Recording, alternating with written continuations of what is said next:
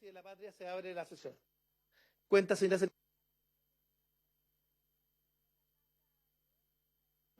Tenemos una comunicación del director general del Consejo para la Transparencia, el señor David Ibaceta, que remite el informe de fiscalización extraordinaria de noviembre del 2025. Eso sería en materia de cuenta. Y la excusa, presidente, de la ministra de Desarrollo Social y Familia, señora Javiera Toro. Muy bien. En la tabla tenemos, en primer lugar de la tabla,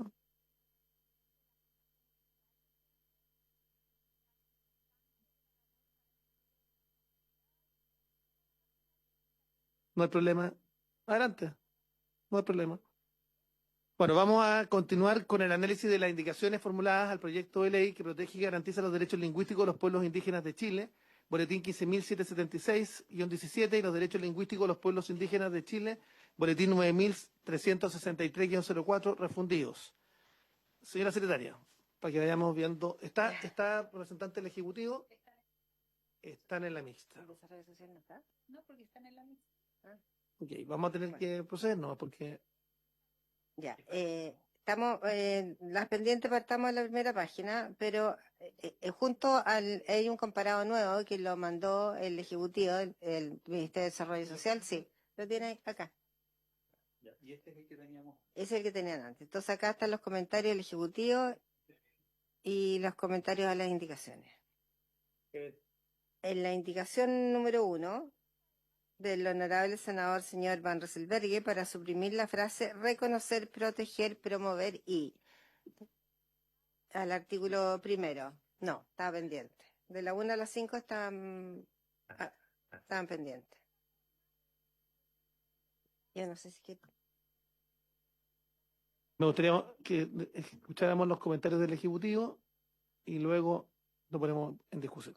Según el texto del comparado, señala en los comentarios del Ejecutivo, en primer lugar, que la noción de lenguas indígenas es la que encuentra sustento en los instrumentos internacionales sobre derechos de los pueblos indígenas, tales como el Convenio 169 de la OIT y el Decenio Internacional de las Lenguas Indígenas. La consagración de un derecho con garantía progresiva implica, a grandes rasgos, que el Estado se obliga a avanzar de manera gradual y sostenida en la implementación y protección de los derechos lingüísticos en función de sus capacidades y disponibilidad de recursos. La alusión a pueblos indígenas en Chile busca reforzar la autonomía y diferenciación cultural de los pueblos indígenas en el país, previniendo una interpretación asimilacionista o que implique aspectos de apropiación cultural indebida. Se incluye referencia a que los derechos lingüísticos de los pueblos indígenas regulados por esta nueva legislación son los pueblos indígenas reconocidos por la ley indígena, la 19.253, para efectos de consistencia normativa con el ordenamiento jurídico vigente.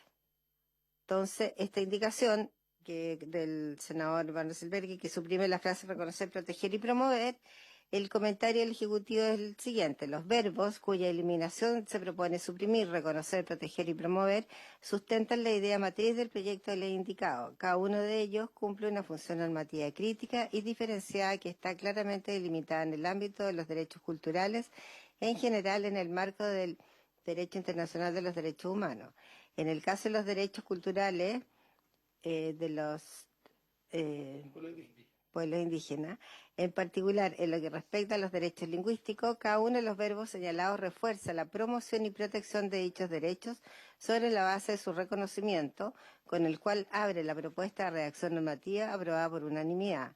Suprimirlos despojaría del adecuado contenido y alcance normativo que por su propia naturaleza completa los derechos lingüísticos de los pueblos indígenas. Yo coincido con el criterio del Ejecutivo, porque yo creo que claramente nosotros lo que hemos trabajado en términos de circunscribir justamente tanto el reconocimiento, la protección y la promoción en el texto de la norma. Y lo que estamos haciendo básicamente es acá modificando el título del proyecto. Eso es básicamente. Y el artículo primero. Eso es, el artículo primero. Y por tanto, en ese contexto, mi opinión es que la promoción, el reconocimiento y la garantía de los derechos lingüísticos es la esencia de los proyectos que están funcionando.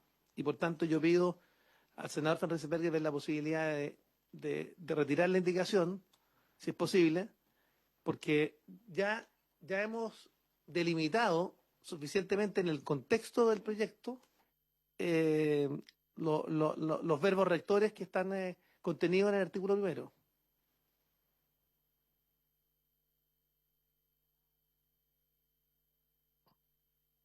Este es el corazón del proyecto.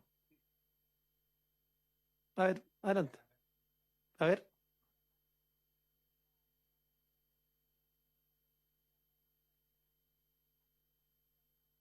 El artículo 28 de la ley 19.253, los verbos rectores son reconocer, respetar y proteger. Entonces quizás lo que podríamos hacer es usar esos verbos rectores y cambiarlos por reconocer, proteger, promover y garantizar, y cambiarlo por los tres que son respeto, protección y reconocimiento. Quizás eso puede ser una forma de juntarlos a los dos, para ocupar los mismos verbos rectores que se utilizan en el párrafo primero. Pero yo tengo una duda conceptual. Sí. Yo tengo una duda que dice relación que cómo logramos rescatar lenguas de pueblos originarios que están fenecidas. Esa es mi inquietud. Entonces, la idea es cómo logramos, yo creo que eso implica labores de promoción, ¿te das cuenta? Porque cómo rescatamos lenguas en las que tenemos pocos hablantes de esas lenguas de pueblo originario. Entonces, a mí me parece razonable que incorporemos esas tres frases, los verbos rectores que ustedes plantean, pero incorporemos también ya, pero garantizar, la promoción. ¿Qué significa? Ok, que es el que falta acá. Sí. Y garantizar, ¿qué significa? Como verbo rector. Sí, una obligación del Estado. La verdad es que a mí me gustaría que pudiéramos buscar una fórmula que nos permita a todos avanzar, pero... Presidente, sí, adelante. a mí lo que me informó Juan Pablo, que es mi asesor técnico, es que el Ejecutivo ingresó hoy día una propuesta. Entonces estamos revisando en este momento la propuesta ingresada por el Ejecutivo y lo estamos madurando en el desarrollo de la comisión. Ahora, la otra alternativa ya es, dada esta propuesta que recién ingresaron, es dejar un espacio para que la puedan masticar nuestros colaboradores técnicos y después de eso procesarlo y votarlo Senador, en la me próxima. gustaría consultarle a los equipos técnicos porque habíamos encargado a los equipos técnicos nuestros, más las del Ejecutivo, que se pudieran reunir. Sobre esta materia, ¿hubo algún pronunciamiento? ¿Sebastián? El Ejecutivo solamente le llegó el documento que lo vimos la última vez y... Claro. Luego hace media hora. Ya. Adelante y luego, por favor, su secretaria, y luego le damos el paso a Rojo. Muy buenas tardes. Por acá, Elena Gutiérrez, por su intermedio, presidente. Soy la jefa legislativa del Ministerio de Desarrollo Social y Familia. Estuvimos junto a los asesores de los señores y señoras senadoras de la comisión en una reunión conversando sobre los puntos pendientes que teníamos en las indicaciones a votar. Respecto a ello, nosotros nos comprometimos a poder enviar ajustes en virtud también de lo solicitado por usted.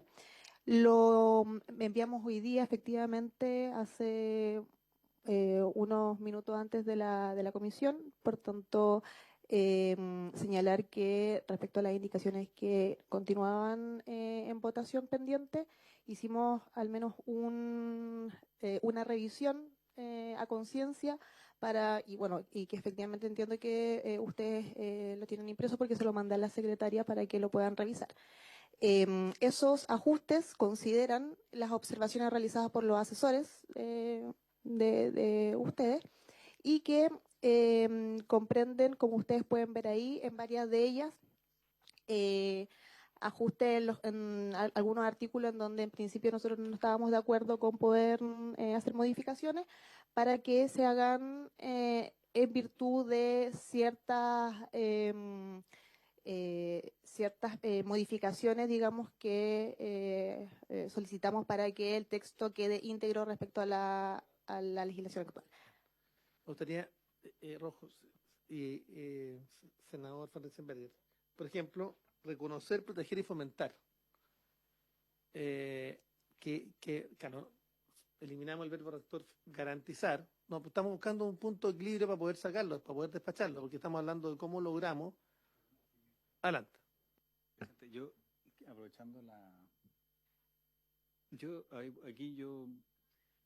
Lo que se garantiza, promueve y protege son los derechos de los pueblos indígenas, no de las personas que son parte de los pueblos. ¿Ah? ¿Derechos lingüísticos de quién? Porque lo que nosotros hemos hablado en general, y a eso me refería cuando dije antes, o por lo menos quiero una explicación, hemos hablado de los derechos que tienen las personas que son parte de un pueblo. No de los pueblos como órgano etéreo que tiene derecho a hacer escuelas. No, son las personas que son miembros de esos pueblos que tienen derecho a abrir un colegio particular sancionado, ¿no es cierto?, o lo que sea, y transmitir la cultura. Mi pregunta es esa, porque o sea, yo por lo menos no tengo problema incluso en garantizar, pero ¿garantizarle a quién? Ese es un punto razonable. Sabemos que tenemos una diferencia, pero yo me inscribo más bien en esa línea, en términos de las personas, y ¿qué piensa el Ejecutivo sobre el respecto para poder destrabarlo y poder despacharlo?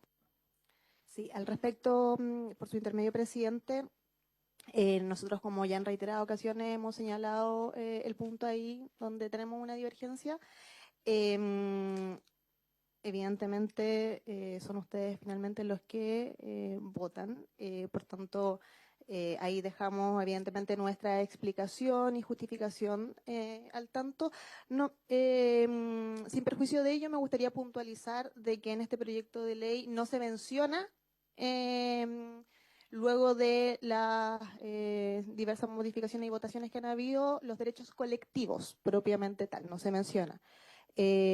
Dejarlo como derechos en términos abiertos, a nosotros nos parece que puede ser una solución en términos para Entonces, poder resolver aquello. Lo que yo voy a proponer es que la aprobemos con modificaciones en términos de que pudiera quedar de la siguiente manera. Esta ley tiene por objeto reconocer, proteger, promover y garantizar progresivamente los derechos de las personas, los derechos lingüísticos de las personas pertenecientes a los pueblos originarios, a los pueblos indígenas. ¿Les parece? Porque eso resuelve el problema desde el punto de vista conceptual de que los derechos... No, pero por eso estoy... Sí, los verbos rectores son distintos. Por lo menos de la fórmula desde el punto de vista conceptual, en términos de que los derechos pertenecen a las personas pertenecientes a los pueblos indígenas. ¿Les parece, Enrique? Es que esa parte yo creo que... No, lo dejamos para el final. Pero ahí es una manera de zanjarlo. Los verbos rectores, sí, los mantenemos, pero lo importante aquí es lo conceptual, y eso guardaría coherencia con lo establecido en el artículo secretario, artículo 4, que así lo establecimos. Ya, sigue, la vamos a dejar pendiente. Vamos. Ya. Después, la segunda, en la indicación número 2, también del senador Van Rysselberghe, sustituye la expresión garantizar progresivamente por fomentar en la medida de lo posible. Sí, Sí. ya. Y la 3, también pendiente, que propone entre la palabra vigente y el punto final agregar, y siempre que su implementación no implique gasto fiscal adicional. No, pero eso lo resolvimos, acuérdense. No. El Ejecutivo quiere mandarnos cuáles eran los programas. ¿Y esos programas llegaron o no? Acá están. Voy a pedir que esto se ingrese a la historia fidedigna del establecimiento de la ley, que es la minuta sobre oferta programática en materia de lenguas indígenas, porque a nosotros nos parece que esto tiene que tener realidad práctica. O sea, esto no puede ser simplemente declarativo. Tiene que haber recursos del Estado para este efecto, y cuantificar esos recursos en la ley de presupuesto para mí es fundamental. Y acá está delineado básicamente cuáles son esos programas. Sí, básicamente están hablando acá dentro de la Corporación Nacional de Desarrollo Indígena, la CONADI, están los programas específicos, en la Unidad de Coordinación de Asuntos Indígenas, afrodescendientes, Ministerio de Desarrollo Social y Familia, la Subdirección Nacional de Pueblo Originario, Ministerio de Cultura, las Artes y el Patrimonio, y el Ministerio de Educación.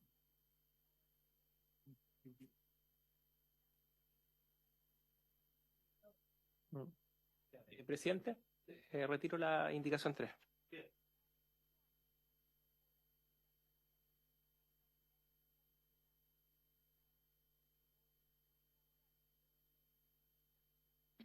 Pasamos al inciso segundo nuevo, que es la indicación número 4 del senador Van Rysselberghe, para agregar el siguiente inciso segundo nuevo.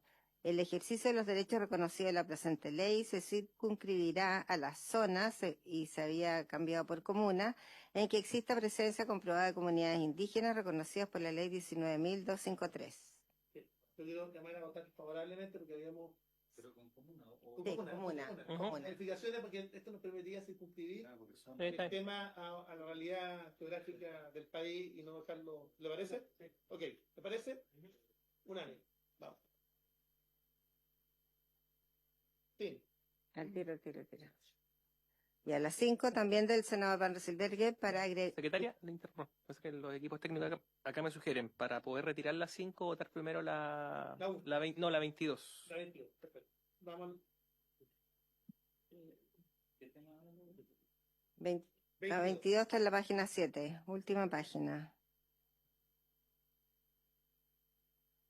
La indicación número 22 del senador Van Rysselberghe para incorporar a continuación del artículo 9 el siguiente artículo nuevo. El Estado promoverá el conocimiento general sobre la diversidad lingüística del país sin que ello implique obligatoriedad de aprendizaje o uso de lenguas indígenas. Nada de lo dispuesto en la presente ley podrá interpretarse en el sentido de limitar el uso del idioma castellano como oficial en la administración del Estado, los tribunales de justicia o en la educación pública, salvo los casos expresamente contemplados en la ley.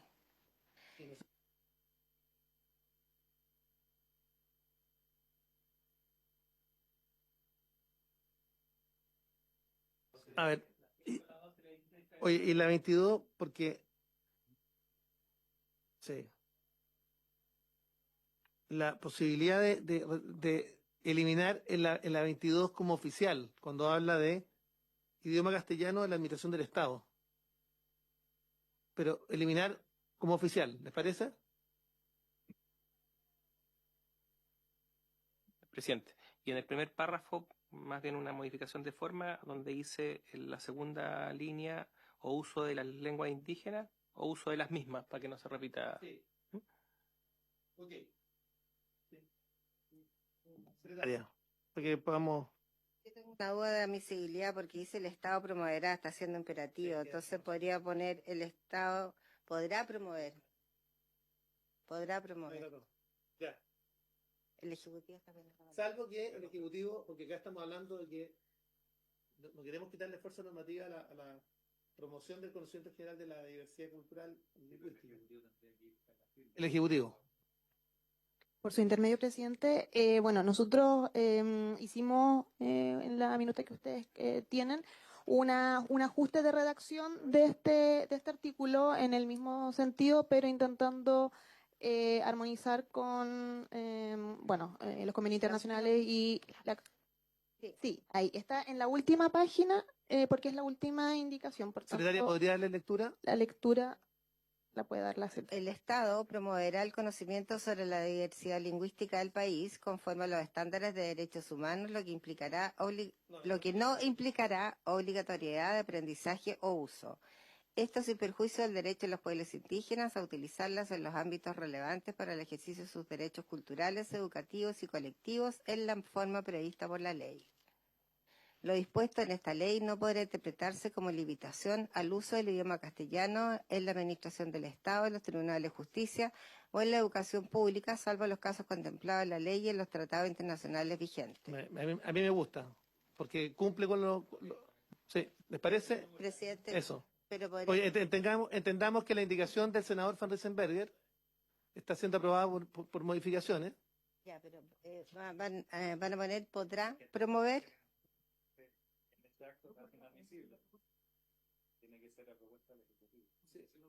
Por su intermedio, presidente, claro, nosotros efectivamente no alcanzamos a obtener la firma del Ejecutivo para presentar indicación nuestra, por tanto, tendría que hacer con este cambio en el verbo de podrá promover, para que pueda entenderse como una indicación del senador.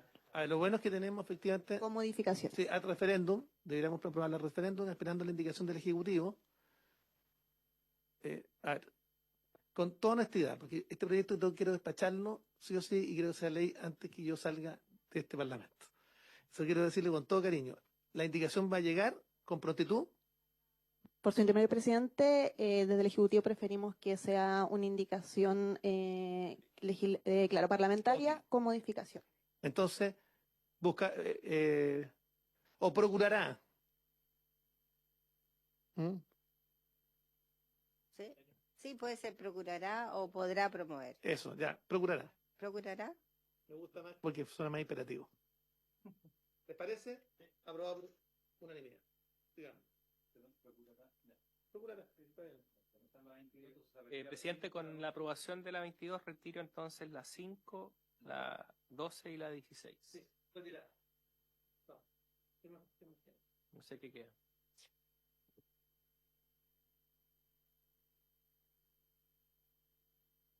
Ya. Vamos a la indicación número 17, página 4, que es un artículo nuevo del senador Van Rysselberghe para agregar a continuación del artículo 4 el siguiente artículo nuevo.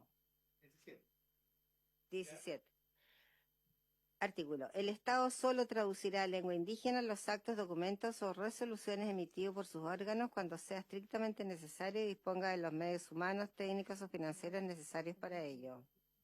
El Ejecutivo hizo una propuesta. A ver. El Ejecutivo hizo una propuesta, podríamos dar lectura.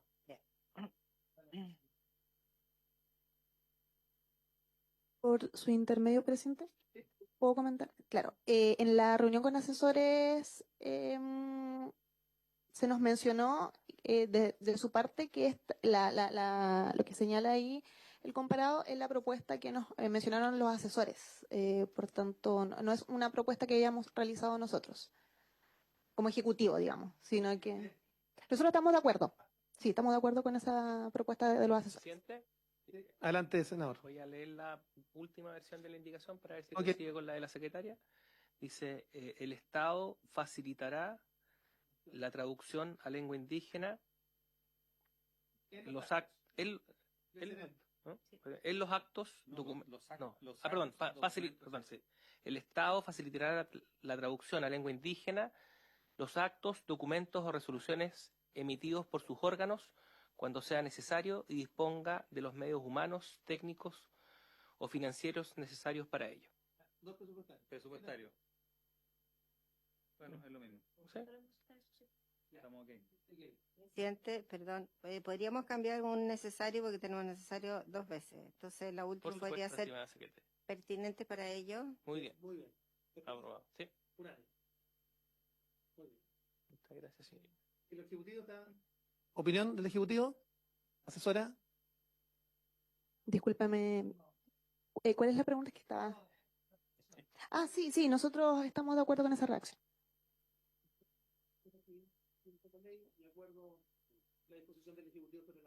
Senador, perdón, yo estaba, hice el punto de lo formal, pero la verdad que esto también es imperativo, porque está diciendo el Estado facilitará.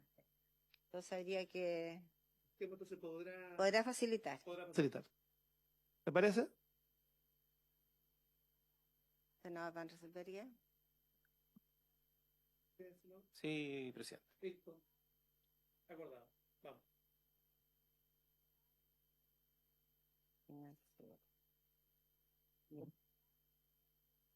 ¿Qué nos queda? En la... Espérame. 20.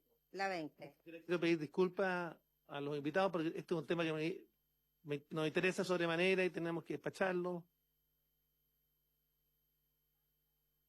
Ya. La 20, el senador Van Rysselberghe para suprimir el artículo 8. El artículo 8 dice, el Ministerio de Educación, en el ejercicio de sus funciones actuales, promoverá la formación de educadores en lenguas indígenas y la implementación de programas de educación intercultural bilingüe de acuerdo con la normativa vigente.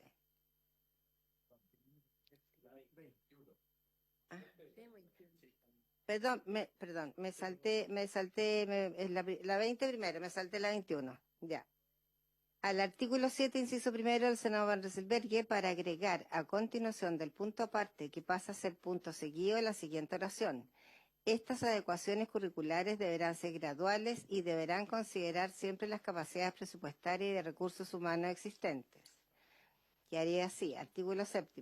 En el marco de sus atribuciones legales, el Ministerio de Educación considerará las adecuaciones curriculares necesarias para impartir enseñanza intercultural bilingüe y enseñanza en lengua indígena en los establecimientos educacionales de acuerdo con la normativa vigente. Estas adecuaciones deberán considerar el texto territorial e histórico donde se encuentren emplazados los establecimientos educacionales. Y aquí agrega a continuación, estas adecuaciones curriculares deberán ser graduales y deberán considerar siempre las capacidades presupuestarias y de recursos humanos existentes.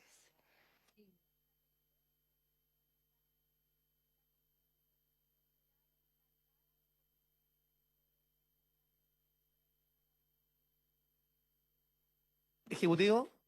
Por su intermedio, presidente, claro, nosotros en la propuesta que ustedes tienen hacemos un ajuste señalando que la indicación, proponiendo que la indicación quede. Estas adecuaciones curriculares considerarán las capacidades presupuestarias y de recursos humanos existentes. Como ustedes ven, se elimina lo de que deben ser graduales en virtud de lo mencionado en sesiones anteriores y también en la mesa de asesores. Estas adecuaciones, digamos, o sea, las facultades ya existen y ya existe además por ejemplo, en términos curriculares, un curso de primero a sexto año de educación básica que está operativo, digamos, entonces nos gustaría eliminar lo de gradual para estar en coherencia con que ya existe avance en la materia. Yo quisiera, apoyando la posición planteada, porque además debe estar condicionada a los ajustes presupuestarios. Entonces, eso desde ya es una gradabilidad. Entonces, de alguna manera, y habiendo establecido ya en los textos vigentes que hay gradualidad, yo les quiero pedir que acojamos la propuesta del Ejecutivo. Senador Van Rieselberghe. De acuerdo, presidente. Presidente, perdón. Queda reiterativo porque estamos hablando en el mismo párrafo, va a decir, estas adecuaciones curriculares y a continuación se agrega estas adecuaciones de nuevo. Entonces, a lo mejor la indicación del Senado para que podría partir diciendo, asimismo, considerarán siempre las capacidades presupuestarias y recursos humanos existentes. Muy bien. No lo podría haber dicho mejor, estimada secretaria. Muy bien. ¿En votación? ¿Unánime? Porque No, por la redacción. en la reacción... En la redacción de la indicación, porque ya estaba antes, en el mismo texto, decía de adecuaciones curriculares. El artículo 7. En el... Está bien. Unánime. Sigamos. Ya. Asimismo considerarán. Ya.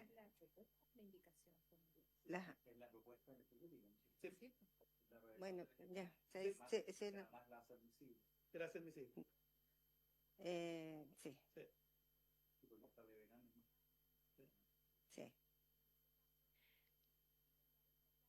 Ya.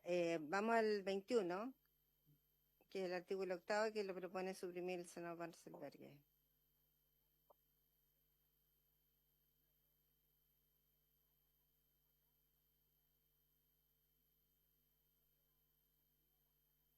¿El Ejecutivo tiene alguna posición? Por su intermedio, presidente, respecto a la indicación número 21, conversando en la mesa de asesores, nosotros les habíamos solicitado a sus asesores que pudieran estudiar que, bueno, no se persista con esta indicación, dado que, como ya les mencionaba, ya existe educadores en lengua indígena financiados y que está comprendido dentro de las minutas de la oferta programática. Por lo tanto, solicitamos que no se persista con esta indicación.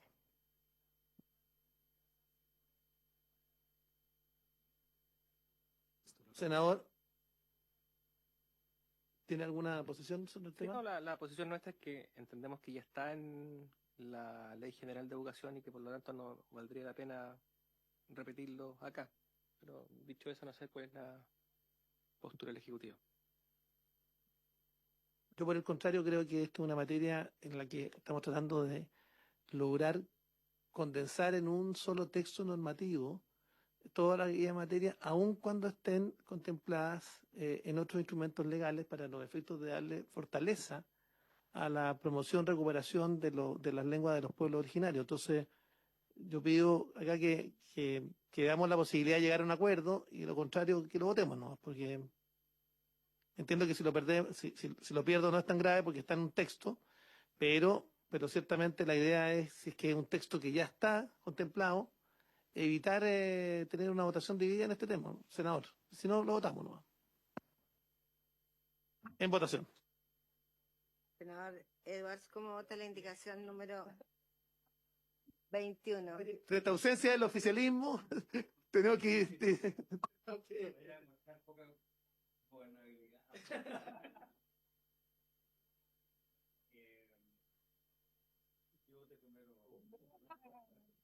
Yo voto a favor de mi indicación. Senador Barcelona, por favor, senador Edwards. Presidente. En contra.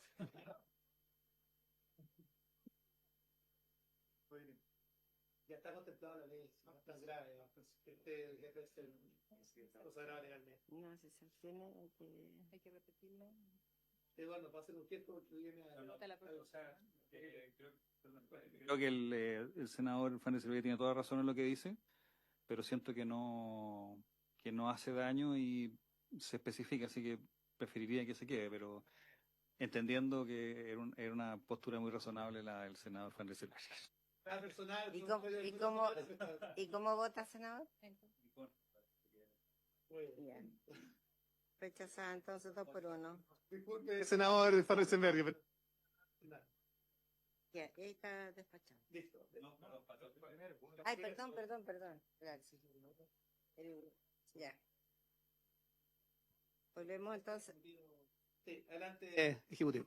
Sí, por su intermedio, presidente, señalar que en la reunión que tuvimos con los asesores se nos solicitó como ejecutivo que pudiéramos dar cuenta de cómo se concretaba, en primer lugar, en la legislación donde se contenía el verbo promover y además cómo se concretaba. Y por ese motivo es que nosotros enviamos una minuta que ustedes tienen para que puedan conocer que este verbo, promover, no es un verbo que nosotros, digamos, o sea, que está justificado el motivo por cual nosotros perseveramos con que se mantenga en el proyecto de ley, en tanto está en varios instrumentos internacionales, como son la Declaración de las Naciones Unidas sobre Derechos de los Pueblos Indígenas, el convenio 169 de la OIT, el Pacto Internacional de los Derechos Civiles y Políticos, la Declaración Universal de la UNESCO sobre la Diversidad Cultural, la Convención para la Salvaguardia del Patrimonio Cultural Inmaterial, la Declaración Americana sobre los Derechos de los Pueblos Indígenas, entre otros. ¿Y cómo se concreta el verbo rector de promover actualmente? Significa, bueno, impulsar acciones, políticas y condiciones que permitan que estas lenguas se usen, se revitalicen, se transmitan y se fortalezcan en los pueblos indígenas y en la sociedad en general. En términos de derechos humanos y de los marcos internacionales, promover implica no solo permitir su uso, sino que fomentarlo activamente. Se busca, por tanto, aumentar la visibilidad y el uso de la lengua indígena en diversos contextos, promoviendo su reconocimiento, respeto por ellas y facilitando la participación del Estado y los pueblos en actividades de promoción lingüística. En ese marco se busca promover el desarrollo y la implementación de marcos legales que garanticen derechos lingüísticos de los pueblos indígenas, asegurando su reconocimiento y protección a fin de responder a la situación crítica de las lenguas indígenas en peligro de extinción y a la necesidad de promover su revitalización y protección, entendiendo de que no solo es un problema que ocurre en nuestro país, sino que a nivel mundial las lenguas indígenas hoy día sufren, digamos, de la posibilidad de desaparecer por la falta de promoción. Por tanto, esos son nuestros motivos por los cuales señalamos que este verbo rector debería mantenerse en el proyecto de ley, dado que además es parte de su idea matriz.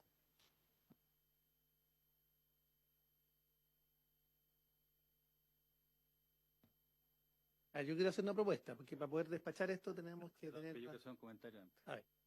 primera vez que alguien trata de convencerme de votar por algo y me cita al convenio 169 de la OIT. Frente a ausencia del oficialismo y que se me ha cuidado sobre el senador Rojo Edwards. No, a mí me causa perfecto, no tengo problema. Pero Entonces, a las ¿cierto? distintas Entonces, derechas. el tema es el que dice que un terrorista, por ser de un pueblo originario, hay que darle beneficios alternativos. Sano.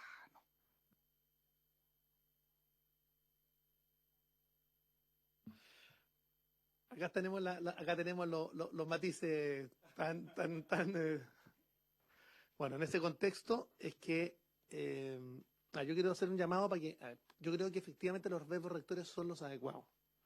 Porque queremos promover también, yo por lo menos creo que el objetivo de este proyecto es promover la lengua de los pueblos originarios. Yo quiero, y además parte del corazón del proyecto. Yo quiero pedirle a los senadores que podamos mantener el verbo rector. Lo que sí podemos tener porque podemos aprobarla con modificaciones, es que sean de las personas pertenecientes a pueblos originarios, que fue, para hacerlo consistente con el artículo 4, que fue un tema que ya en su momento lo dejamos frente a una sugerencia del senador Rojo Edwards. Yo les quiero pedir acá que me hagan un voto de confianza para poder sacar adelante el proyecto.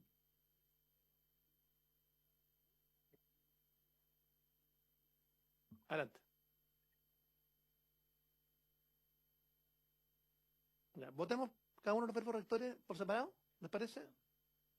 Yo propongo que, yo no sé el nivel de acuerdo, pero para mí la diferencia está en quién es el que tiene los derechos, ¿no es cierto? El titular de los derechos. Entonces yo pido que primero votemos de quién son los derechos. Y todo esto que está ocurriendo es para quién. O sea, derechos lingüísticos que poseen los miembros o personas pertenecientes a los pueblos indígenas. Y después con eso vemos cuáles son los verbos rectores. Pongo en votación esa expresión desde el punto de vista de que quién es el sujeto del sujeto de derecho. ¿Les parece? O el titular del derecho. En votación. ¿Qué es lo que está? Estamos poniendo, presidente, perdón, pone en votación a incorporar a las personas pertenecientes a los pueblos originarios. Claro, los derechos lingüísticos que poseen las personas pertenecientes a pueblos indígenas en Chile, reconocidos en la ley. Exacto. Ya. Senador Edwards. Senador Van Rysselberghe. A favor. Presidente. A favor. Ya. Que aprobada la incorporación. Después, va a poner en votación la propuesta del senador Van Rysselberghe. Sí. Ya. Ahora, verbos rectores. Entonces, el senador está proponiendo en su indicación suprimir los verbos reconocer, proteger y promover. Vamos por el primero, por eliminar el verbo. No, quizás, si se permite, presidente, en mi opinión, quizás podríamos que la primera votación sea reconocer, proteger, los tres que se vote reconocer, proteger y garantizar, y promover en una segunda votación. Ya. Está bien.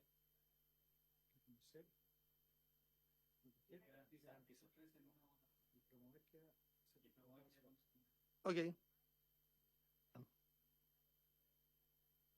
Senador Edwards. Senador Van A favor. Rysselberghe. Senador Chaguán. A favor. Ya. Ya. Después, promover. Senador Edwards. No, si no es por gesto, o sea, uno, sí, está bien, uno vota por lo que cree que es bueno. Y esto, yo estoy a favor de que esté el verbo promover, pero no es un gesto a nadie. Y estoy a favor. Muy bien, gracias, senador Edwards. Senador Van Rysselberghe. Señor presidente. A favor de promover, y además me consta que el senador Edwards, cuando fue diputado por la Araucanía, promovió activamente el tema de las lenguas de los pueblos originarios, así que también quiero destacarlo en forma particular. Y entiendo además que la posición del senador Van Rysselberghe no dice relación con temas distintos, sino que por eficacia en la generación de la política pública. Por tanto, lo damos por aprobado. A favor. Sí, no, perdón. Entonces, se rechaza en definitiva la indicación del senador Van Rysselberghe.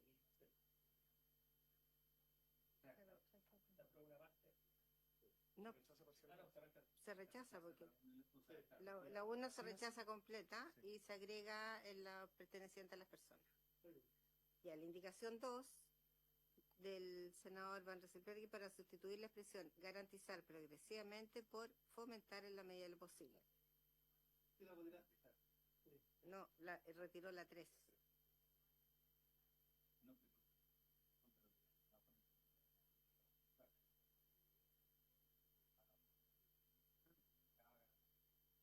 Es que la está sustituyendo por fomentar en la medida de lo posible. No. Ya va a garantizar. Voto en contra. Ah, no, de a favor de garantizar.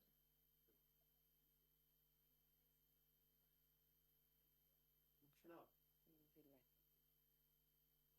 ¿No quiere votar? Votemos. Okay. En votación la indicación número 2, senador Edwards.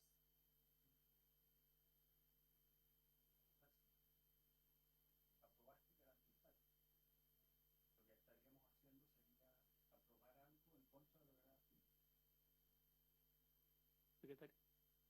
Sí, tiene razón, senador Edwards. Debería quedar rechazada con la misma votación anterior. Ya. Ok, con la misma votación. Rechazada. Bueno, ¿la retira? No, rechazada con la misma votación. Pero rechazada. Es que, con la misma... Sí. ¿Lo tiene al revés? O sea, 3. Al revés, la misma votación al revés. Pero queda rechazada tercero. Sí. Sí. Constituye rechazada por el voto del Senado. Sí. ¿Puede ser? ¿Tiene que retirar? Sí puede ser. Pero No, sí, mejor el garantizar fue 2-1. No, garantizar. No. Ah, no, 3-0. 3-0. No puede ser. Mejor la retira. Ok, ya. Ya, bien. Gracias. Así se consigue. Ya. ¿Queda algo? Ahora no. Ya estamos listos. Quiero agradecer porque este es un proyecto que he esperado muchos años. Yo creo que este es un paso. Yo quiero decirle a la asesora que estos proyectos se han empujado desde la oposición. Y yo quiero decirle, en la Cámara fue una cosa distinta, fue el oficialismo, pero en el Senado ha sido la oposición. Y yo espero, desde el 2014, yo espero que el mismo empuje haya del Ejecutivo para sacar adelante el reconocimiento constitucional de los pueblos originarios. 2 iniciativas mías están esperando más de 15 años y 8 años. Entonces yo quiero pedir que los discursos tienen que ir acompañados de acciones, porque si... Entonces yo de verdad creo, y creo sin lugar a dudas, que el reconocimiento constitucional de los pueblos originarios es una deuda que tiene el Estado de Chile con los pueblos originarios. El reconocimiento de las lenguas, la promoción y la garantía del fomento también es un deber del Estado y es un deber. Y hay otro proyecto nuestro, que me autoría asesora, que está esperando incluso más tiempo, el reconocimiento de las prácticas ancestrales de los pueblos originarios, que está en la Comisión de Educación.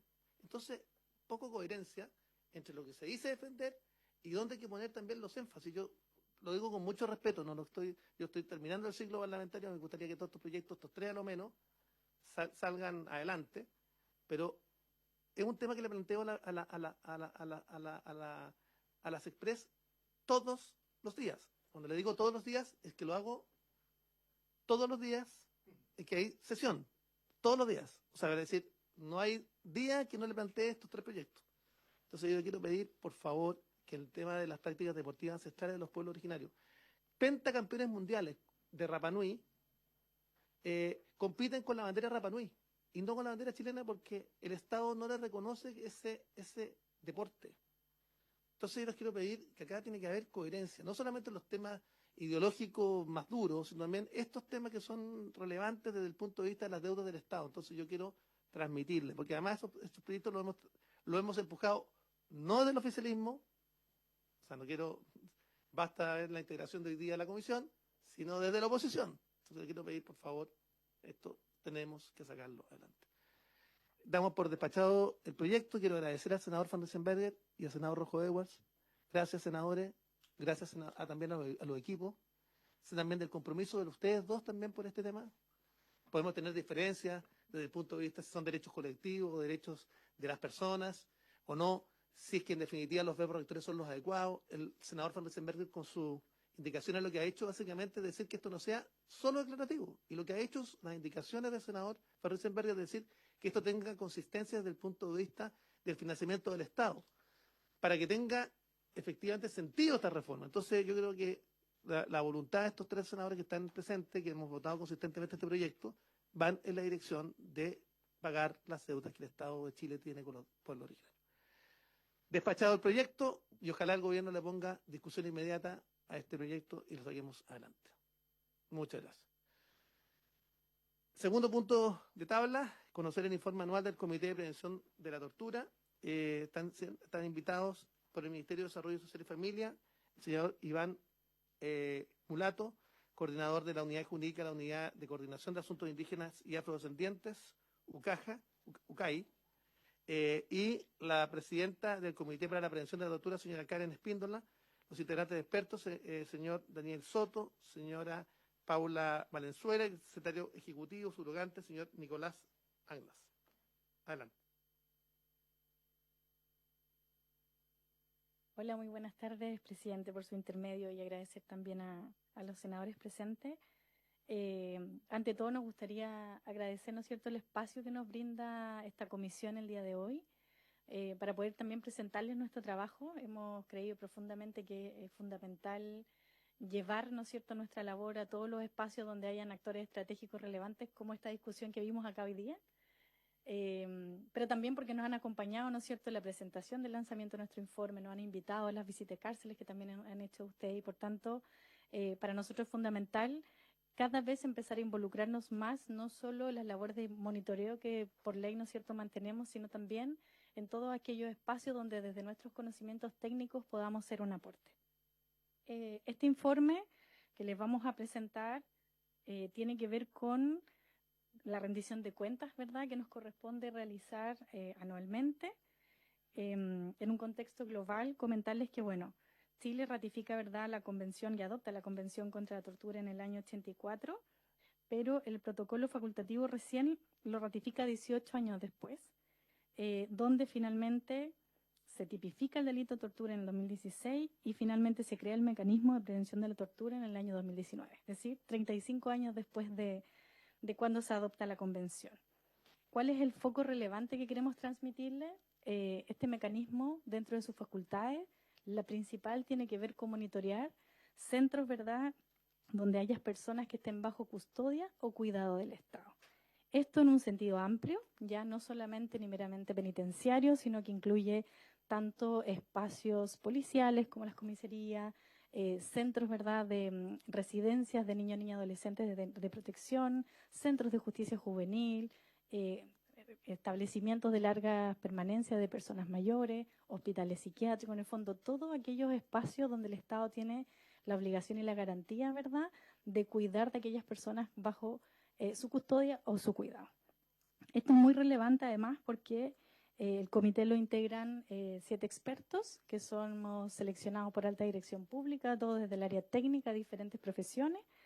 La selección es un temazo, hoy, en realidad debiéramos ser 7, hoy día somos 3 a cargo de este buque, mientras estamos esperando, ¿verdad?, que los colegas están hoy día en los procesos de selección. ¿Cómo se constituye este mandato? Bueno, este es un mandato legal, donde a través de la ley 21.154 se designa el Instituto de Derechos Humanos como el Mecanismo Nacional de Prevención contra la Tortura, el cual debe ejercer este cumplimiento y este mandato exclusivamente a través de este comité. ¿Eso qué significa? Que tenemos una dependencia administrativa, pero una autonomía funcional, ¿no es cierto?, a la hora de pensar y poder analizar todo lo que significa nuestro trabajo, el poder seleccionar nuestras visitas de monitoreo y el poder escoger también cuáles son los espacios de incidencia en que nos interesa poder instalar, ¿verdad?, las recomendaciones y las observaciones que se vayan demandando. ¿Qué es lo que vamos a mirar? Bueno, tenemos 9 grandes dimensiones que tienen que ver con la amplitud que tiene la atribución de esta ley, que por un lado nos permite mirar el régimen de actividades, ¿verdad?, que se da dentro de estos centros, el contacto con el mundo exterior, las condiciones materiales, las situaciones de salud, las medidas de protección, el trato, la autonomía, entre otros. Y una innovación es que además como comité miramos la gestión de personal, es decir, cómo están las personas que ejercen el cuidado de la custodia. ¿Eso qué significa? Cuando llegamos, por ejemplo, a un espacio penitenciario, no solo hacemos entrevistas a las personas privadas de libertad, sino que también entrevistamos a los gendarmes, a los equipos técnicos. En el fondo visualizamos cómo son las condiciones generales que se dan en esos centros, cuáles son, ¿verdad?, cualquier factor de riesgo que pueda propender algún maltrato o posible tortura. A junio del 2025, el equipo compuesto por 25 personas ya había realizado 310 visitas, ¿verdad?, a diferentes centros de cuidado custodia en 15 de las regiones. Nos tenemos pendiente Ñuble, ¿ya? En general, estas visitas, como les comentaba, tienen que ver con un sentido amplio, por lo tanto, las visitas han considerado hospitales, clínicas psiquiátricas, unidades forenses, residencias para personas mayores, pasando por recintos transitorios de personas migrantes, secciones materno-infantiles, entre otras. Y una innovación que tuvo el año 2024 y que hemos querido mantener el 2025 son el monitoreo de las escuelas de formación de las personas de custodia. Partimos por la escuela, ¿verdad?, de formación penitenciaria, y este año, como les comentamos, que ya se hizo la primera visita a la ESFOCAR, ¿verdad?, la Escuela de Carabineros Suboficiales. ¿Cuáles son, dentro de nuestro trabajo, las principales observaciones que nos gustaría compartirles? Bueno, en el ámbito de niños, niñas y adolescentes nos parece muy preocupante, específicamente en las áreas de protección, las estadías prolongadas, ¿verdad?, que están teniendo los niños, niñas y adolescentes, que independiente de que la internación, ¿verdad?, tiene que ver con una medida, ¿verdad?, de carácter excepcional y transitoria, lo que hemos visto a lo largo del monitoreo es que estas medidas tienden a prolongarse dentro del tiempo, con una escasa preparación para la vida independiente y con un escaso trabajo en lo que significa, ¿verdad?, la vinculación familiar. Se observan también que hay diferentes situaciones de crisis que tienen que ver con las propias etapas del desarrollo de los adolescentes y los niños, los cuales, ¿verdad?, existe una baja capacidad de capacitación y de protocolos de intervención profesional, y un gran tema pendiente que tiene que ver con salud mental y lo que es tratamiento y rehabilitación del consumo de drogas. Asimismo, en el sistema cerrado y en el sistema, en los SIP y en los CRC, también se visualiza una preocupante alza de internaciones provisorias. Esto es muy relevante porque también debiera ser una medida de última ratio, sin embargo, está siendo la primera medida, ¿verdad?, que están ocupando los tribunales, donde, por cierto, se repiten lineamientos tales como los deterioros de la salud mental de los jóvenes y la falta de acceso que se observan, así como también nos parece relevante poder levantar la dificultad que hemos tenido en los procedimientos disciplinarios aplicados por Gendarmería.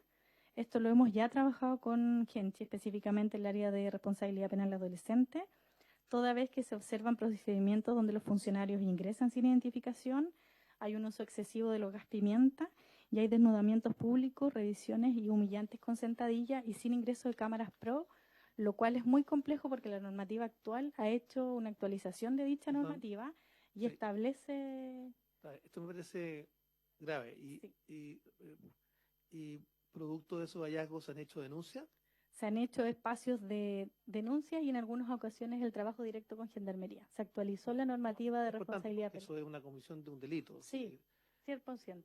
Nosotros lo que hacemos es levantar esta información, se trabaja como denuncia como a través del INDH y luego nosotros también hacemos el seguimiento de estas denuncias y el trabajo directo con Gendarmería. Yeah. Sí. Dentro de los plazos, sí. Y además, el plus que tiene el comité es un trabajo colaborativo, por lo tanto, la visita y el monitoreo es el inicio de nuestro trabajo, luego estamos muy encima de las instituciones, acompañando además, porque la idea es poder subsanar, ¿verdad?, estas dificultades y además estos procesos que son constitutivos de delito. Otro de los avances que hemos trabajado tiene que ver con las unidades forenses, que son todos aquellos espacios donde las personas son derivadas, ¿verdad?, para las evaluaciones de inimputabilidad o para el cumplimiento de medidas de seguridad, donde hemos visualizado también el uso reiterado de contenciones mecánicas. Sabemos que las contenciones mecánicas hoy día son la última ratio que tiene la normativa técnica, la cual, por cierto, hoy día nuevamente se está actualizando.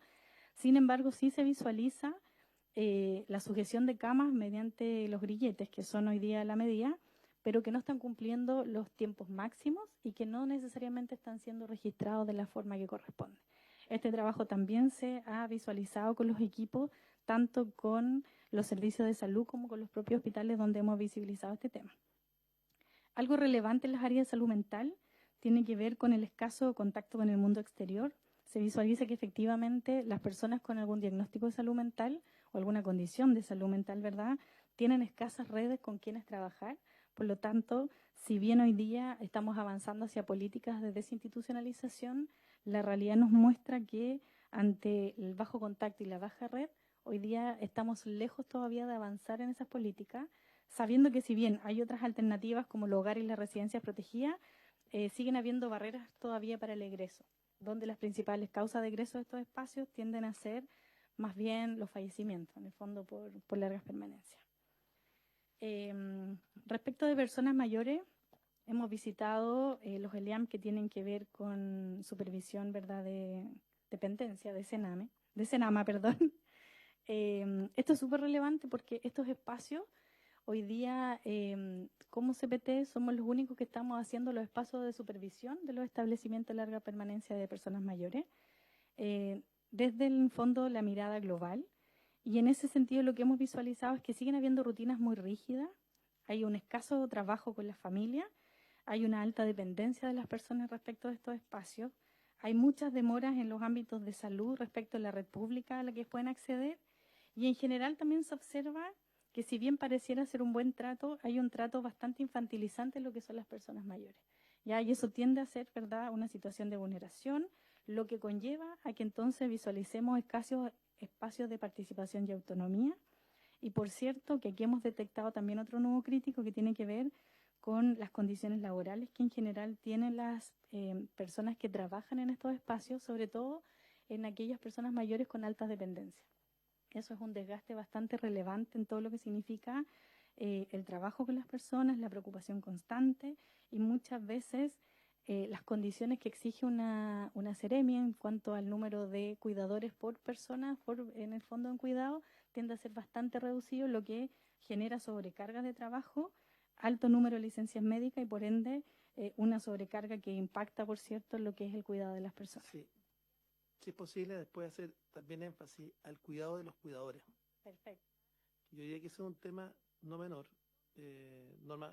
transmitir normas de autocuidado y cómo logramos finalmente que los cuidadores no se transformen justamente en personas que se vulneran sus derechos. Sí. Hay 800.000 personas, 800.000 cuidadores en Chile reconocidos. Nosotros hemos empujado muy fuertemente la institucionalidad de los cuidadores informales. Hay la Corte Interamericana de Derechos Humanos acaba de emitir también una norma que me gustaría saber los grados de cumplimiento que tenemos respecto de los cuidados. Si bien está referida fundamentalmente a niños, niñas, adolescentes, me gustaría que si pudiéramos ver ponerle énfasis el próximo año en una fiscalización, o si tienen datos, pudieran mandarnos datos. Sí. Bueno, como les había mencionado, la dimensión de los cuidadores justamente es un área que hoy día se está levantando. Yo creo que en general lo que se visualiza efectivamente es una sobrecarga en todos los espacios. Cuando conversamos, por ejemplo, en temas penitenciarios, las dotaciones de gendarmería son bajas, sobre todo en algunas zonas extremas, ¿verdad? En lo que tiene que ver con niños, niñas, adolescentes, también debido a los cambios en las políticas públicas y en el fondo en los cambios de acceso para poder trabajar en estos espacios y las condiciones también están en proceso de cambio. Y sin duda que para nosotros hoy día es un desafío específicamente para lo que se viene para el 2026, para el monitoreo, desde todas las áreas en el fondo que deberíamos monitorear. En lo que tiene que ver con el ámbito policial, comentarles que en realidad nos ha sido muy positivo ver que han aumentado efectivamente la cobertura de videovigilancia y también los procedimientos que tienen que ver con la revisión de vestimentas que han realizado los carabineros en general con la supervisión de cámara. No obstante, siguen habiendo algunos nudos críticos que tienen que ver con los traslados, que en el fondo son los espacios policiales que hoy día no tienen mayor cantidad de monitoreo y hemos visto ahí algunos nudos críticos y sobre todo en las primeras horas de detención. Y en eso, si bien no está especificado en este informe, posteriormente daré la palabra a Daniel porque el CPT ha trabajado en una guía, ¿no es cierto?, de las primeras horas de detención, que fue una guía que se trabaja con diferentes órganos internacionales también en derechos humanos, pero el foco y el plus es que esta guía se trabaja con Carabineros, específicamente y el Ministerio de Seguridad. Por lo tanto, son ellos mismos los que han participado en la mejora, ¿verdad?, de sus procedimientos en conjunto con las áreas de derechos humanos. Sigue siendo necesario, ¿verdad?, la participación mucho más activa de los ministerios públicos, las defensorías penales, y visualizamos como un actor clave que ha aparecido en este último tiempo lo que tiene que ver con policías marítimas y, por cierto, lo que es seguridad municipal. Son dos áreas que también queremos empezar hoy día a monitorear y que hasta el momento no estaban tan visualizadas. ¿Dónde hay algunas falencias? Bueno, los procesos de contratación de lesiones, dado que eso también tiene que ver con las áreas de salud. Y, por cierto, todo lo que son los centros hospitales regionales, donde más vemos esta necesidad. Sí se reconoce el avance que han habido en temas de entrevistas investigativas para niños, niñas y adolescentes, ¿verdad? Sin embargo, un foco relevante y que también tiene que ver con los cuidadores, se visualiza respecto a los primeros auxilios, que en salud mental que tienen hoy día todos aquellos funcionarios que se vinculan desde la primera detención o el paso de estas personas o el cuidado de la custodia de estas personas. Así se visualiza que si bien había una formación en primer auxilio, por ejemplo, de Carabineros, PDI, esta sigue siendo insuficiente, lo que es muy relevante porque en el fondo una capacitación en primer auxilio psicológicos también le da herramientas a las policías respecto del actuar que ellos tienen, los límites en su actuación, y eso le permite que además no les permee el mirar y el visibilizar estas situaciones de alta complejidad dentro de su espacio personal, porque también la salud mental, ¿verdad?, de las personas que cuidan o que ejercen el cuidado y la custodia es muy fundamental. Para ir avanzando, específicamente en las escuelas de formación, para ir cerrando con esta primera parte, a nosotros nos llama mucho la atención, y lo hemos visto, ¿verdad?, en esta visita innovadora, es que sigue instalado en el proceso de formación de policías lo que es la cultura del castigo. Y eso nos preocupa fundamentalmente porque de alguna forma empieza a generar políticas respecto de prevención de abuso y acoso, las cuales se han instalado en sus procesos de formación. Tiende a haber una repetición de estos procesos con las personas que ellos ejercen custodia y cuidado, y en ese sentido nos parece relevante el trabajo que se hizo de poder hacer un primer levantamiento. Sin embargo, es fundamental romper la cultura del castigo, ¿verdad?, en estos centros, porque no todo se resuelve desde esa línea y porque de alguna forma, a propósito de lo que ustedes mismos estaban conversando, de promover y fomentar, también las personas que ejercen el cuidado y la custodia tienen la obligación de garantizar. Y entonces, si son personas que hoy día están formadas en una cultura del castigo, si están formadas bajo la línea de las sanciones, por cierto, que van a repetir eso en el ejercicio de sus labores. Eso yo creo que en general. Comentarles que además nosotros estamos levantando nuevas líneas de trabajo, que ahí también les vamos a ir dando la palabra a mis colegas. Nosotros queremos acompañar, por cierto, también lo que ha significado el proceso de cambio del servicio de reinserción acá en Excename.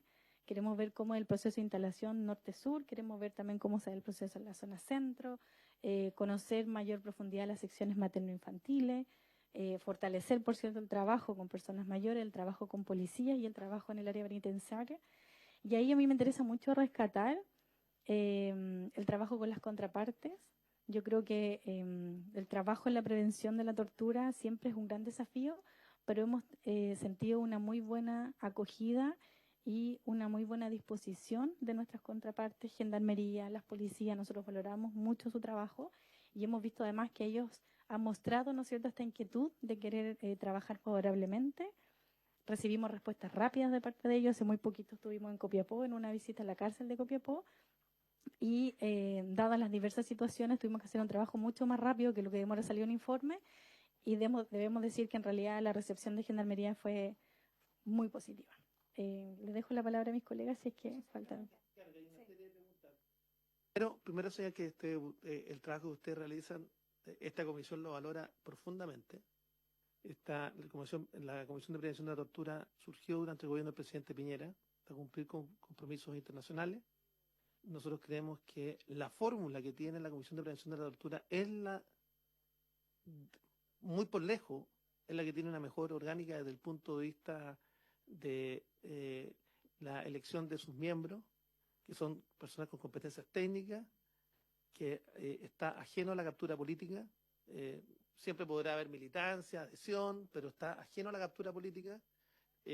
y siempre que hablamos de un ejemplo de cómo debiera procederse desde el punto de vista de las instituciones o la institucionalidad de derechos humanos, siempre las ponemos como ejemplo. Eso es lo primero.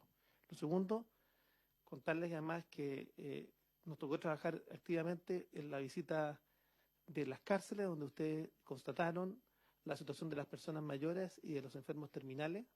Quiero decirle que me pareció muy valiente además desde el punto de vista de la constatación de la situación real. Estoy hablando de las personas mayores en todos los recintos penitenciarios, no estoy hablando de los condenados por un determinado tipo de delito. Y ustedes han sido clave para que presionemos justamente para las mejoras de las condiciones, porque acá los fallos de las Cortes Supremas no se cumplen, desde el punto de vista que las cárceles donde hay personas mayores debieran transformarse en un ELEAM y no en cárceles comunes. Es lo que dice la Corte Suprema, no es lo que diga yo o lo que crea yo. No. Lo que dice la Corte Suprema es que acá hay determinadas cárceles que deben convertirse en ELEAM y no en cárceles comunes. Entonces yo también quiero decirle que en esto el Comité de Prevención de la Tortura ha sido muy consistente desde el punto de vista de decir dónde hay falencia. La situación de las personas mayores que se encuentran en la ex penitenciaría es vergonzoso. Y gracias a que en la labor de ustedes, como también las labores de esta comisión, que ha permitido visibilizar que las personas la promesa de cambiarlo a un mejor lugar, o eso se está produciendo, se va a producir, porque que las personas coman en un lugar donde su orina pasa por debajo de los lugares donde comen, o que los urinarios de hombres mayores de incluso 93 años, 94 años, sean sin ninguna condición de privacidad, sino que son en condiciones comunes al resto, o que no haya la posibilidad de tener agua potable para tener una cadena. Eso habla efectivamente. ¿Para qué hablar de el hospital penitenciario? ¿O para qué hablar también de las situaciones donde hay 95% de enfermos crónicos con imposibilidad de acceder a tratamientos eficientes? Cuando hablamos entonces de derechos humanos en esta comisión, hablamos de derechos humanos de todos, de incluso aquellos que han vulnerado derechos humanos, porque los derechos humanos son de todos. Pertenecen a la condición humana, y acá nosotros no nos equivocamos, tal como ustedes vieron que acá estábamos promoviendo los derechos lingüísticos de los pueblos originarios, con la misma intensidad velamos por los derechos humanos de los niños, niñas y adolescentes que hemos denunciado que salen subrepticiamente del país con dirección a Estados Unidos, pasando por el Darién, y son niños chilenos, nacidos en Chile, pero parece que a nadie le importa, porque son niños de otro color, o porque son hijos de migrantes. Desde eso hasta la situación de las personas condenadas por cualquier tipo de delito, que sean mayores de edad, que tienen 90 años, que no son un peligro para la sociedad, o aquellas personas que están en condición de enfermedades terminales. O sea, ver enfermos de 40 años, pero terminal, diciendo, nos entrevistamos con ellos, con la secretaria de la comisión, diciendo que lo único que querían era morirse, porque no tenían ni siquiera acceso a un paliativo adecuado, o no hay entonces alguien dirá, no, pero están en la cárcel, no. Cuando uno priva de libertad, no priva de la dignidad. Eso es lo que dice el Papa Francisco, y en eso creo perfectamente. Entonces, primero, agradecerles por ese trabajo. Abrir estas líneas de investigación también es interesante. Sería también interesante abrir otras líneas de investigación que hice relación con las personas que viven en zonas de sacrificio ambiental, en mal llamadas zonas de sacrificio ambiental, que nosotros hemos denunciado, no importando quién sea el que comete finalmente las emisiones. Yo creo que es importante. También se planteó, y acá quiero sostener, seguramente lo va a plantear el Senado de Deudas, pero acá presentamos también ante el INDH, también un oficio para saber respecto a la vulneración de los derechos humanos de la población que vive en la macrozona sur, los desplazamientos internos de población. O sea, también nosotros tenemos que, ojalá, llegar a todas las esferas de violación de los derechos humanos, incluso esa, de personas que por miedo se desplazan en los territorios. En la Araucanía, en la macrozona sur, hay desplazamientos de personas mapuches que tienen miedo porque han sufrido represión, porque tienen una actitud distinta respecto a cómo resolver las deudas del Estado.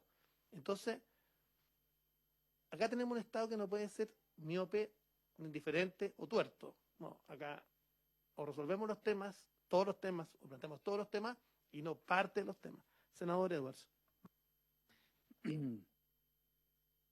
Bueno, yo bueno, le agradezco mucho la presentación y quiero hacer unas preguntas como conceptuales, si usted quiere, en parte por lo que hablaba el senador Chaguán. Claro, cuando la definición es que es cometida por el Estado, deja fuera algunas torturas. Por ejemplo, no sé, por el gran sufrimiento mental. Por ejemplo, cuando, una persona puede ser objeto de delitos terroristas permanentes, ¿no es cierto? Me tocó conocer una persona que tenía 300 impactos de bala en su casa. Entonces, es evidente que esa persona está sometida a una tortura. Pero la tortura está realizada por un grupo criminal o grupo terrorista. Entonces, yo no sé muy bien, usted dijo en la definición inicial que son solamente cuando es cometida por organismos del Estado, pero la verdad es que hay torturas que no son cometidas por organismos del Estado y yo no encuentro lamentable que se dejen fuera en general. Ahora, puedo estar equivocado, pero los delitos terroristas, efectivamente, a mi juicio, en la zona sur y también en algunos barrios de la región metropolitana, en narcotráfico y crimen organizado. Entonces, la verdad que yo creo que debemos intentar que la definición de qué es lo que es tortura cambie, en particular respecto a quién la comete. Un apremio legítimo, ¿no es cierto?, que es sistemático, cometido por parte de un grupo de crimen organizado, yo creo que nadie podría no decir que es una tortura, creo yo.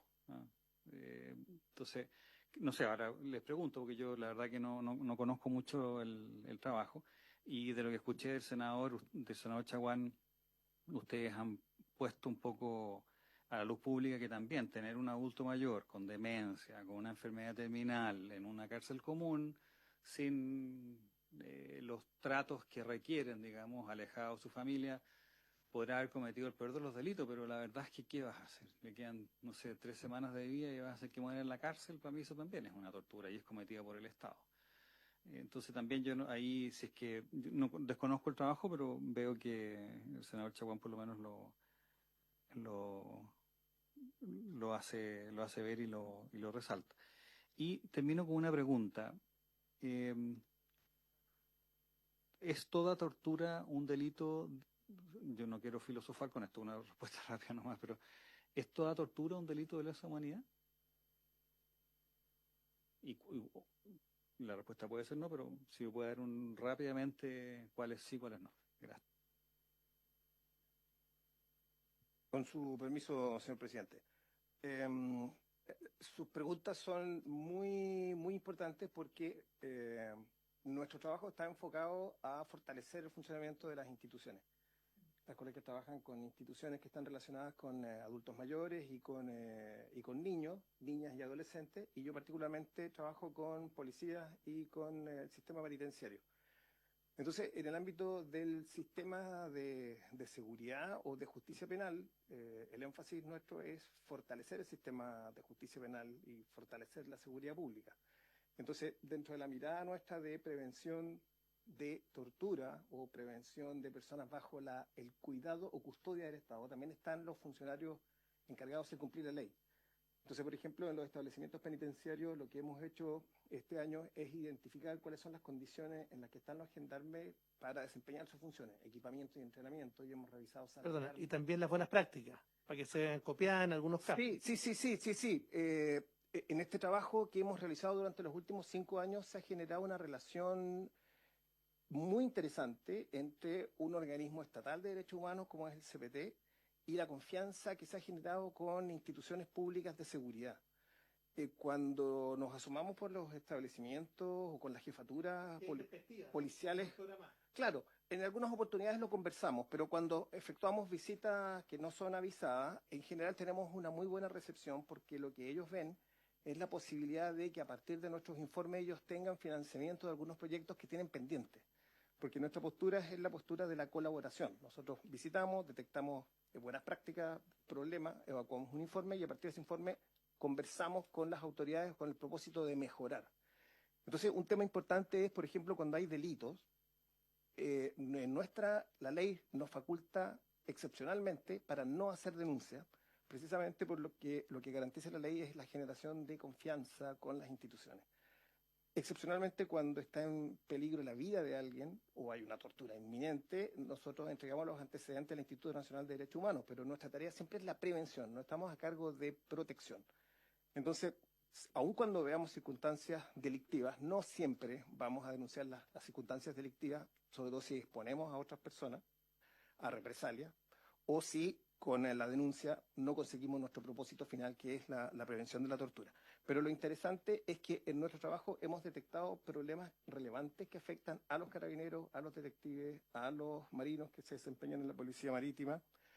Y dentro de las líneas de trabajo que queremos explorar en el 2026 son precisamente, por ejemplo, y estamos buscando alianzas internacionales, en el caso de la tarea que desempeña la Policía de Investigaciones, queremos fortalecer su trabajo investigativo a través y con el Ministerio Público para diseñar un tipo de entrevista no coercitiva basada en lo que se denominan principios Méndez. Y ahí tenemos una coordinación muy interesante que estamos ya efectuando con el Fiscal Nacional.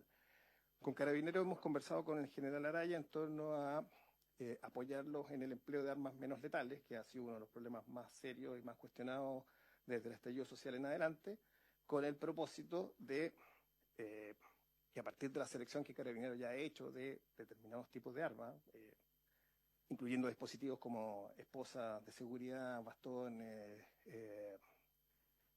escopetas y otros, poder mostrarles cuáles son las condiciones que establece el propio derecho internacional de los derechos humanos para que la policía pueda emplear esos elementos con eficacia. Lo que estamos hablando es, reconocemos que efectivamente el derecho internacional de los derechos humanos reconoce el monopolio de la fuerza estatal, que la fuerza estatal la ejerce principalmente los servicios de seguridad, bajo ciertas condiciones. Entonces lo que nosotros estamos haciendo con ellos es identificar las condiciones bajo las cuales la aplicación de la fuerza queda limitada dentro del rango legal y dentro de la cual la intervención de policía queda respaldada por el derecho internacional de los derechos humanos. Con todas el resto de las instituciones tenemos algunos aspectos que también buscamos explorar, y un tema que nos parece relevante es destacar las buenas prácticas, porque llevamos 5 años trabajando con estas instituciones, que son los 5 años de instalación del Comité para la Prevención de la Tortura, y en instituciones como Carabineros de Chile, por ejemplo, hay una mejoría notoria y una preocupación institucionalizada por dar un mejor entrenamiento y equipamiento a los carabineros y por acoger las observaciones que nosotros hacemos de modo de que las condiciones de la privación de libertad estén dentro de los parámetros internacionales. Y, por ejemplo, uno de los temas relevantes que uno puede destacar de Carabineros es que hoy en día los registros personales que se hacen de las personas privadas de libertad en los calabozos se hacen en determinadas áreas que están delimitadas para que cámaras de videovigilancia puedan dejar registro efectivamente que esa revisión fue una revisión no invasiva, siempre van a hacer las revisiones, pero no una revisión que afecte la dignidad de las personas. Muchas gracias. Perdón. Presidente, solo para complementar y a propósito de la consulta que usted hace, senador. Lo primero es hablar que el comité, la verdad es que nuestro nombre es un poquito más largo.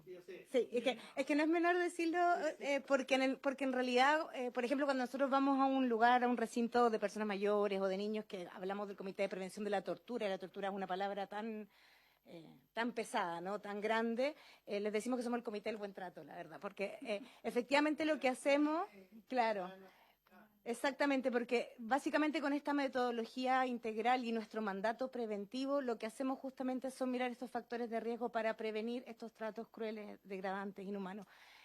Lo pongo porque también eso de alguna manera modela cuál es nuestra intervención a realizar, ¿no? Nosotros en realidad, si bien nos encontramos con situaciones en las cuales implican una denuncia, implican una alerta y activamos al Ministerio Público, al Instituto Nacional de Derechos Humanos, en realidad intentamos llegar antes, intentamos llegar a hacer una visita más bien preventiva, de monitoreo, donde uno puede identificar, por ejemplo, el tema de las condiciones laborales de los cuidadores, es decir, en realidad si estoy sobrecargado de trabajo, si estoy en malas condiciones laborales, si tengo que hacer todo este esfuerzo físico, eso puede conducirme a una situación de eventual maltrato.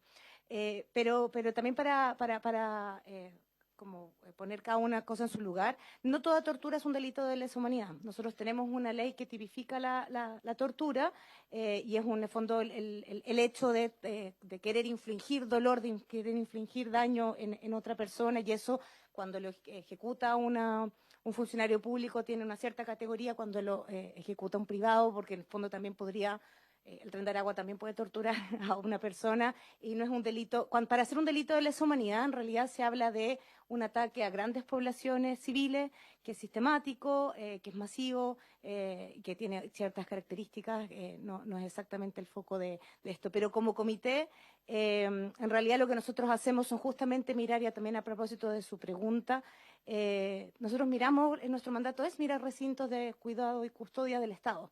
Esa es la labor preventiva que nos da la ley, es ir a mirar justamente cuando el Estado cumple esta labor de cuidado, de custodia, cómo se implementan acciones preventivas para promover un buen trato, para promover un trato digno de toda persona. Ese es nuestro ámbito de acción. Desde ahí tenemos ciertas limitaciones también para ciertas sugerencias que ustedes nos dan, ¿no? Porque efectivamente podríamos mirar otros lugares de buen trato, de maltrato, de trato degradante, pero en realidad si la persona no está bajo el cuidado o la custodia del Estado, aún en nuestro mandato más amplio, excede nuestras competencias como comité. Sí. El senador Edwards, pero antes, yo he denunciado al Estado de Chile ante la Comisión Interamericana de Derechos Humanos justamente por la situación, por ejemplo, del cuidado de los niños, niñas y adolescentes. Eso, una querella criminal que presentamos en un momento y después fui a alegar a la comisión, lo que derivó justamente en el envío de una comisión de expertos de la Comisión Interamericana de Derechos Humanos que estableció que Chile violaba 38 normas de la Convención de los Derechos del Niño y el protocolo facultativo.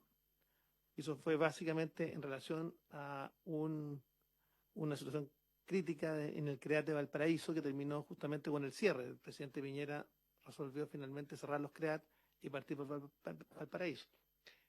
Pero lo que es cierto es que la legitimidad que ha tenido el comité permite justamente ir visibilizando otro tipo de realidad, y por eso lo que plantea el senador Edwards parece ser todo razonable. Es decir, la situación del desplazamiento forzado de personas no es un tema menor.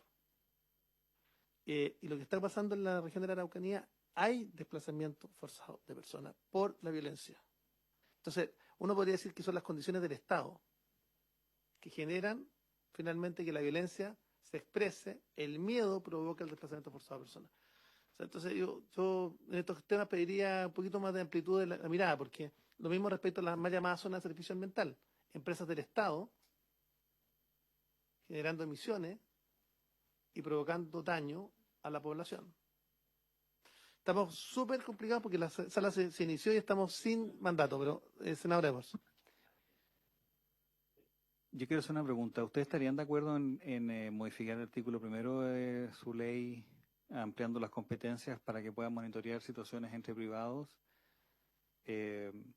o situaciones donde no exista una privación de libertad de parte del Estado o situaciones donde existan riesgos, digamos, estructurales o sistémicos? Porque efectivamente en la Araucanía, estaba tratando de acordarme el nombre, pero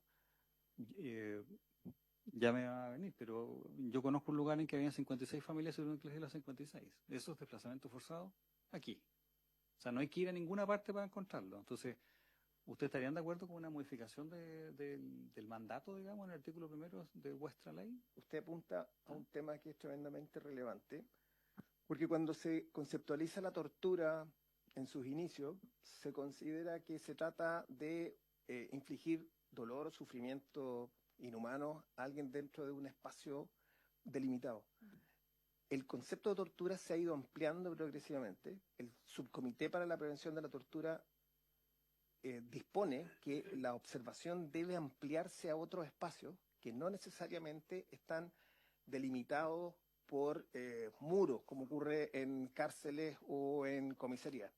Como ocurre, por ejemplo, con personas que están privadas de libertad en un supermercado, en la que determinados funcionarios ejercen funciones que son propias de la autoridad pública, esperando que llegue la policía, o personas que están en un establecimiento de larga estadía, que eventualmente no tiene autorización sanitaria, que está cumpliendo funciones estatales y que efectivamente nosotros en estos minutos, sin que tengamos una legislación específica, sí estamos explorando monitorear estos espacios.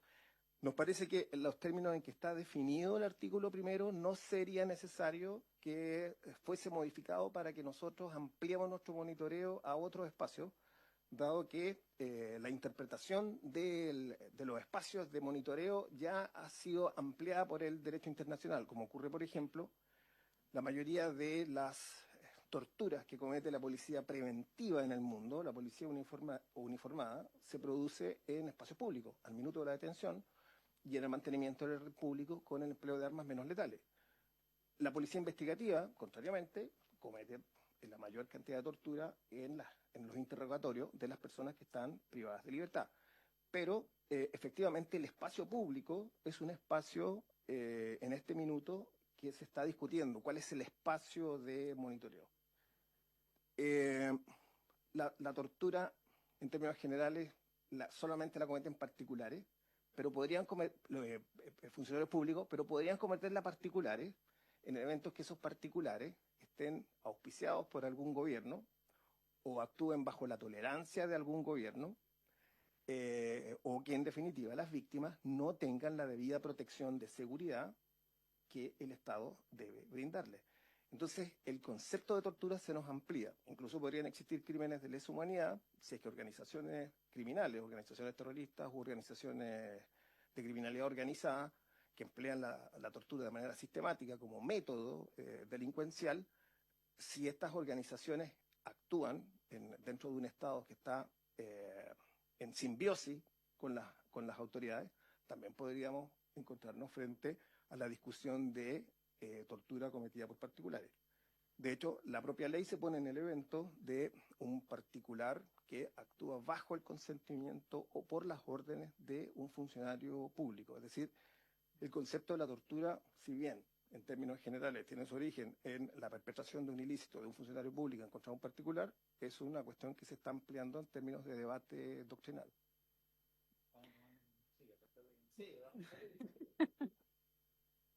Y en el fondo comentarles que como este comité en el fondo nace de lo que es la Convención contra la Tortura, efectivamente su origen y su génesis tienen que ver con todo aquel acto que quiera infringir su sufrimiento físico, mental, específicamente a personas que están bajo custodia por algún funcionario. Pero tal como menciona Daniel, y esto también ha sido un aprendizaje de este comité, nosotros partimos haciendo visitas a centros, ¿ya? Queríamos conocer el estado del arte en los diferentes centros. En general, los mecanismos partieron siendo únicamente penitenciarios o policiales. Eso se ha ido ampliando hoy día, ¿no es cierto?, a centros de protección, a residencias de personas mayores, a hospitales psiquiátricos. También se ha ido ampliando a lo que son las primeras horas de detención, se ha ido ampliando lo que significa también aquellos privados, ¿verdad?, que ejercen hoy día un rol de cuidado y custodia, en donde, por ejemplo, debemos ir a ver los organismos colaboradores de los servicios, que antiguamente no era posible monitorear, y hoy día sí podemos ir a los órganos colaboradores, por ejemplo, de las residencias de protección, ¿verdad?, de niños, niñas y adolescentes, y en el fondo poder pedir ciertos resguardos que son fundamentales a la hora de ese ejercicio. No obstante, ello no quita que también nuestra parte fundamental tiene que ver con el monitoreo, pero otra parte fundamental tiene que ver con la incidencia. Y la incidencia a nosotros nos abre múltiples espacios donde también poner, porque esto es un tema sistémico, vamos a ir a ver una situación de tortura, pero si esto está entrelazado por diferentes otras problemáticas, nuestra incidencia no se limita solo a la situación de monitoreo. Podemos también sentarnos, podemos instalar precedentes, podemos también ejercer ejercicios de capacitación e información en un sentido mucho más amplio. Nosotros generalmente presentamos los monitoreos, pero en realidad debiéramos presentar mucho más también el trabajo de incidencia. Venir a presentar esta comisión es parte de eso. Y por tanto, tal como menciona Daniel, en la medida que vamos fundamentando la necesidad de que el comité haga presencia, lo vamos a hacer. Y eso no quita que, en caso que veamos alguna otra situación, por cierto que también nos vamos a hacer parte, ya sea a través del instituto, ya sea a través del Ministerio Público, porque también entendemos que hay una labor pública que es la que mueve al comité y que si bien esta autonomía nos da ciertos resguardos justamente para poder fortalecer el ejercicio de este trabajo, el foco tiene que ver con garantizar los derechos humanos, tanto de quienes están en estos procesos, de las personas que los cuidan y de su entorno, de sus contextos locales, regionales, con todo lo que eso conlleva. Entonces, queda ampliado. Nosotros queremos agradecer la participación de ustedes en esta comisión. Yo vuelvo a insistir, a mí me gustaría que la Comisión de Prevención contra la Tortura fuera un órgano independiente, con personalidad y patrimonio propio, es lo que yo siempre he defendido. Y creemos que la dependencia de otra orgánica no le hace bien, porque creemos que ha sido un buen ejercicio de además de poner en perspectiva no solamente las dificultades, las crisis, sino también las buenas prácticas y cómo lograr que esas buenas prácticas también que se ocurren en lugares menos pensados, pero donde la comisión, el comité ha estado visitando, permitan efectivamente mejorar las condiciones. Así que felicitarlos por aquello y esperando que en algún minuto, en un futuro gobierno, efectivamente ustedes sean un órgano independiente, o sea, autónomo, con personalidad jurídica y patrimonio propio. Ahí no se cumplió el acuerdo de asociación, está celebrado.